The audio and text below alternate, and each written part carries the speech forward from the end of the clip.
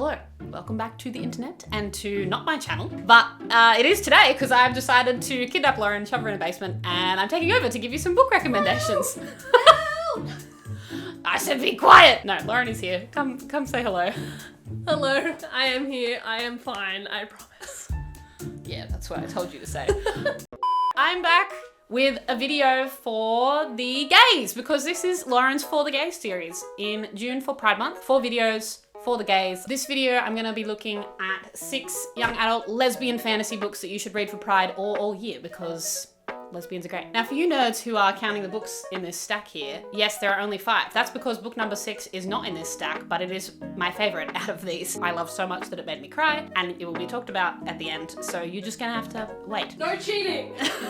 Yes, no cheating, sorry. You'll have to wait, but I promise it's worth it. All of these books are appropriate to read from like 12 to 14 plus. There's nothing too explicit in any scenes, so it's okay for that younger age range, but also the world building and the writing makes it really accessible for older readers too who like that sort of fantasy stuff. Like me, because I'm old now. All right, let's go lesbians. Book number 1. Book number 1 is So Let Them Burn by Kamilah Cole. This book is for people who like dragons. If you read Fourth Wing but you were like, more lesbians please, this book. And also I like this book because it sort of looks at what happens to the chosen one when they're done. They got chosen, they did the thing, it's over. What happens next? This book has 2 main characters, Farron and Alara, who are sisters. Farron was the chosen one 5 years ago when she was 12 and helped liberate her island from the Empire who were trying to colonize it alongside her sister who helped her as well. Now they're like 17 and 18. Alara wants to become a Drake pilot in the military. Drake's like a mechanical dragon. And Farron doesn't really know what to do with herself. She still has all the powers of the gods but kind of nothing to fight against. They go to an international peace summit, and while they're there, Alara bonds with an enemy dragon, which has never happened before and is very unheard of and very not okay. Farron asks the gods for help in breaking the bond to save her sister, and the gods' answer is, well, we can't do anything, guess you're just gonna have to kill her. As you can understand, Farron is not very happy about that answer. She doesn't want to kill her sister. So she starts looking for other ways to break the bond. In the meantime, Alara is taken to the enemy empire to enroll in Dragon Academy with her dragon and her co-writer, whose name is Signy Soto, who she may or may not have the hots for. This is the first book in a duology. The second book just got announced. I think it comes out later this year. I really loved the development of Alara and Signy's romance in this book because they come from like really different worlds and cultures and backgrounds, and they misunderstand a lot about the other's life, and they have to really learn about each other. So it felt like an actual authentic relationship, not just like, oh wow, she's pretty, I like her. Which is how I fell in love with Lauren, obviously. No! And then the last thing to note is that this one is safe to read if you're not out yet because there's nothing really on the cover or on the blurb that indicates that Alara has a relationship with Signy, so you're all good. Can I do a TikTok transition to the next book? Ready? Hang on, I'll see if I can make this work. Next book is this one. See if you can edit that. Book number 2 is Gwen and Art Are Not in Love by Lex Croucher. This one's really good if you like medieval fantasy, if you're into all the Arthurian legends, if you watched Merlin as a kid and you thought it needed to be more gay, if you like lady knights and nerdy boys and queer found family stuff, all in here, so come eat it up. As you can guess from the title, this is Gwen, this is Art. They're not in love. Is Art a boy? Yes, Art is a boy. Art is short for Arthur. Gwen and Art have been engaged since they were kids, and now they're old enough to be married, so Art has come to live in the castle at Camelot with Gwen until they get married at the end of summer. The problem is they hate each other. They have hated each other for their entire childhoods, spent annoying each other, playing pranks on each other. When Arthur arrives at the castle, Gwen catches him kissing a stable boy, and he reads Gwen's diary and finds that she has a big fat crush on England's only lady knight, Bridget Leclerc. So they realize that not only don't they like each other, but they like can't like each other because both of them are Gay! Thank you.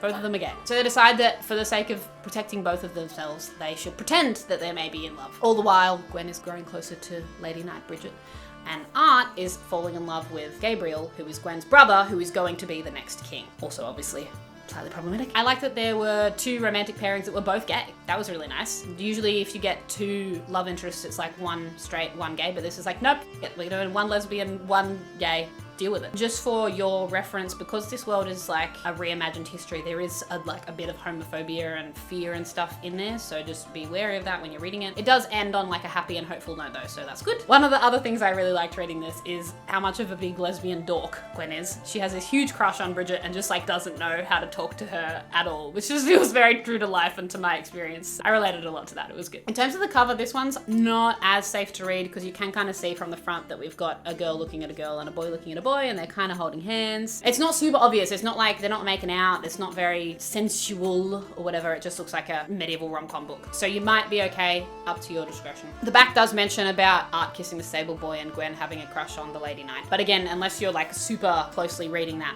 you wouldn't know it too much. I also really liked that this was a book that dealt with like enemies to lovers, except not lovers but friends. Enemies to friends. Gwen and Art start very opposite each other. They hate each other. They have lots of witty banter and insults, and then they grow to become very good pals. And speaking of pals, you might have noticed I'm wearing a shirt that says Gal Pals. Oh, Lauren, you're also wearing a shirt that says Gal Pals. That's interesting. Why could that be? Are we just gal pals? We're just pals. And if you're a pal who also likes gals, guess what? You can now get the Gal Pals merch, along with all of Lauren's other merch. If you use the code GalPals, you get 10% off for Pride Month. So go and check it out, pick your fave, buy one for your gal pal. And remember that supporting LGBT creators during Pride Month is one of the best things that you can do. And it also means you don't have to buy tacky merch from Walmart. So win-win.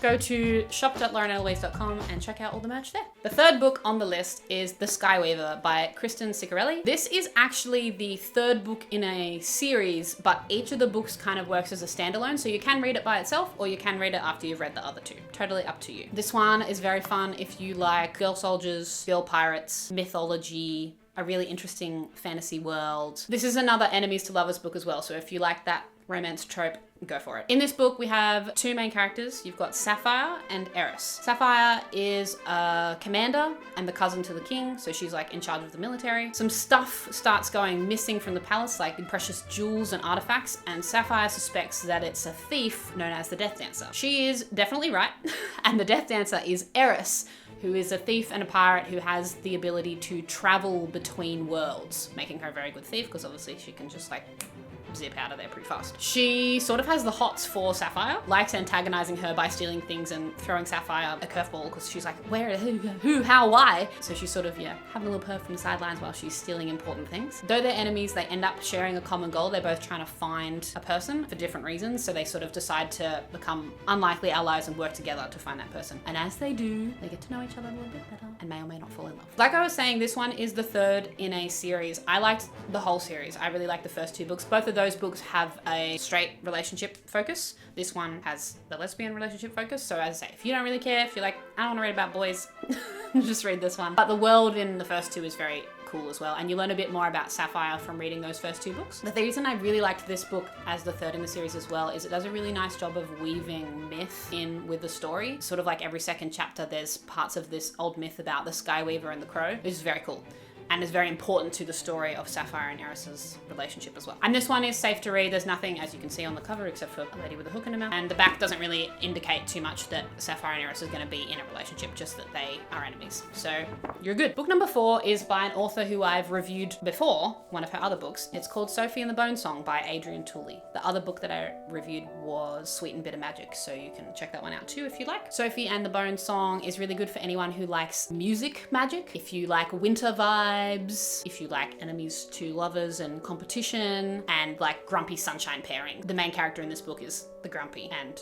her eventual love interest is the sunshine. Sofi, of the title, has been training and practicing all her life to take over as the next music after her father, the next lutenist music. So she plays a lute, which not on this cover, but one of the other alternate covers, she has a lute. She's been training all her life to take over from her dad, but on the day of the apprentice auditions, she is upstaged by a girl called Lara who has never played before in her life, but manages to play absolutely perfectly and enchants all the judges and wins the role of the apprentice. The next day, Sofi's dad dies, so Lara is not only the apprentice, she is now the music. And Sofi thinks, this is a bit sus. She's never played before. I reckon she's using magic. Now in this world, magic is pretty accessible for lots of everyday things, but music is highly guarded as like the last art that is untouched by magic. So you're not allowed to use magic to play music. You have to do it by skill. So Sofi thinks that Lara is not doing that, and so she sets out to prove that she's guilty by tagging along on her music tour, trying to catch her in the act. Of course, this does not go to Sofi's plan. She discovers that Lara is actually a very lovely person, and more things besides, and other secrets and such that I cannot tell you for plot spoiler reasons. I really like the atmosphere of the writing, though it made me feel cold, which is because the entire book is set in like an endless winter. But it was really well done.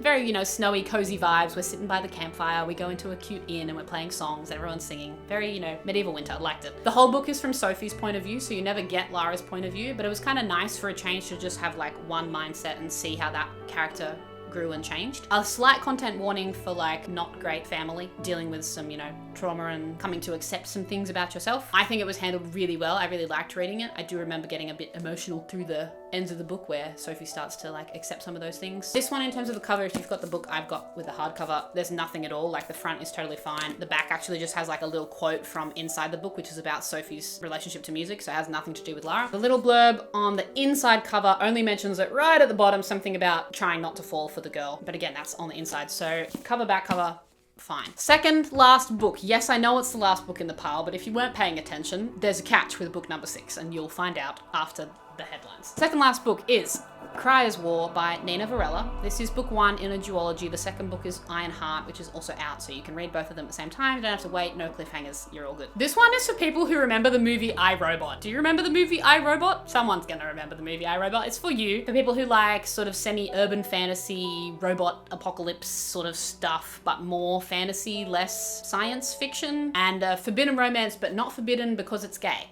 Forbidden for like class divide. Lots of political intrigue, mistress-servant pairing, if you're into that power play. In this world, there was a queen. She couldn't have kids of her own, so she commissioned the Royal Academy of Makers to make her a child. They did, made her a child who looks and for all intents and purposes is human, but is made. That child was the first automae. It became really fashionable for all the noble people to have a pet automae or a child automae, but as usually happens when people make things that they shouldn't, the automae ended up rebelling against their human makers and became the rulers, and the humans became servants. That's the background. So a few decades after that takeover has happened, Crier is the Automa daughter of the king, basically, the sovereign, and she's been, training all her life to kind of take over from him and become the next ruler, and she wants to try and help bridge the divide between automae and human a bit and make life a bit better for everybody. But then her father betroths her to another automae guy who wants to keep humans and automae as far apart as possible. So she's a bit thrown with that, doesn't quite know what to do. Ayla is a human servant at the palace, and she wants revenge for the deaths of her family, and she decides the best way to do that is to kill the king's family, in this case, his daughter,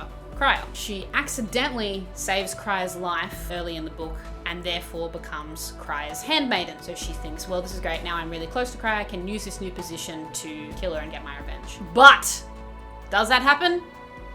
You'll have to read it to find out. So of course, now that Ayla and Crier are in close quarters, things don't go as Ayla planned. She maybe learns that Crier isn't as much of a monster as she thought, and Crier learns that humans are more intricate and passionate and different than she could have imagined. I liked the dual POV of this book in particular because Crier and Ayla are so different and have such different lives. Not even like different classes, but like a different species. So I really liked that flicking between their two perspectives. I really enjoyed Ayla's conflicting feelings towards Crier because she starts out so strong with like, this is my plan, I'm getting revenge, I hate all of the automae. It was very well done seeing her like navigate, actually maybe they're not all bad, and figuring out that as alongside with, oh shit, maybe I'm in love with her.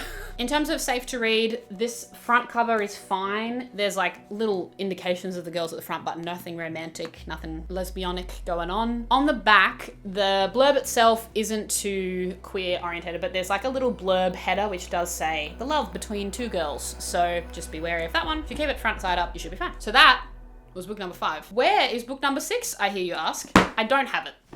That's the answer. I don't have a physical copy of this book because I got to read an advanced digital copy because it's only come out about 2 months ago. But here, dink, is the book. So now you can pretend I'm holding it. Have fun moving this around. Stop. That's what it looks like. It's called The Worst Perfect Moment by Shivaun Plozza, and it's great. This is the book that made me cry when I finished reading, well, towards the end of reading it. A few moments actually where I was close to tears. So very good, emotionally punching, good book. This book is really good if you liked the TV show The Good Place or Miracle Workers, because it deals with like a version of heaven. It also, in like vibes, reminded me of So This Is Ever After, but it's very different. It's not a medieval fantasy book at all, but just the way that I enjoyed the writing and the style of that book felt very similar in this book. And if you like afterlife stories, ghost stories, witty banter, all of those things are in here. You'll enjoy this book a lot. All right. Plot. Tegan is dead. She was hit by a car and now she's woken up to find herself at the front of the Marybelle Motor Lodge in New Jersey, where she spent the worst weekend of her entire life. She doesn't really know what to think about being dead, but she does know that she has opinions about the motel. Mostly the opinion is she hates the motel. So when a spunky little angel called Zelda shows up and is like, "Hi, this is your heaven. I have recreated your happiest moment and here it is." Tegan's like, "I think there's been a mistake because this is the side of my worst memory, not my happiest." Tegan complains to the manager, which is very interesting in this heaven world where there's sort of a bureaucracy of management, but she complains to the manager and a sort of competition is laid out. They have 30 days. Zelda, the angel, has to convince Tegan that she made the right choice, that this is her happiest memory and it is her perfect heaven. And Tegan has to convince management that she is okay to be in heaven and that she's emotionally mature enough to accept eternal happiness and that she doesn't need to go to purgatory and have her soul scrubbed for a few thousand years. So these two start out really polar opposites. They're competing against each other, but of course, as they spend more time together going through Tegan's memories to learn her history and her past and why Zelda thinks the Marybelle is her happiest memory, they get closer and closer. And maybe Tegan didn't get happily ever after in life, but she might get a happily ever after life. Do you like that? I'm really intrigued by this one. I just loved it so much because I loved the like heaven as a business sort of bureaucracy thing. It was so funny. And even just like the names and stuff, you know, the manager's name is Barb. Like it just felt great. And the whole idea that heaven is a recreation of your happiest memory on earth. Very interesting as well. Oh, I can't tell you too much, but it has a very interesting ending. And one of my favorite bits was just the insults between these two characters, because they don't really like swear. It's not really swear words. They're just creative, very inventive insults, and I loved it. It's very humorous. In terms of being safe to read, this one's pretty good. The front cover has both the girls on the front sitting sort of looking at each other on the top of the hotel, but it's not really inherently lesbian. You can't see that they're in love or that they're into each other. The stuff on the back cover is more explaining like the heaven situation and whether this is Tegan's worst memory or her best memory, more so than them falling in love. That's it for this book video. I do have an idea for the next one, which I think will be more spicy lesbian reads. So let me know if that's something you're interested in, whether those are the kind of books you like and you're finding it hard to find. Maybe I can have a search and find a few and give some reviews of those. Let me know. If you enjoyed this video and you haven't watched any of my other book recommendations, you can check out the playlist here. There's a few videos in there, all with different books for you to eat up for Pride Month or all year long. Don't forget to check out the Gal Pals merch on Lauren's website. And Lauren, we'll see you in the next video. I will see you in next week, not 2 days. It's not the 12th. It's not the See you next week. Bye. Bye.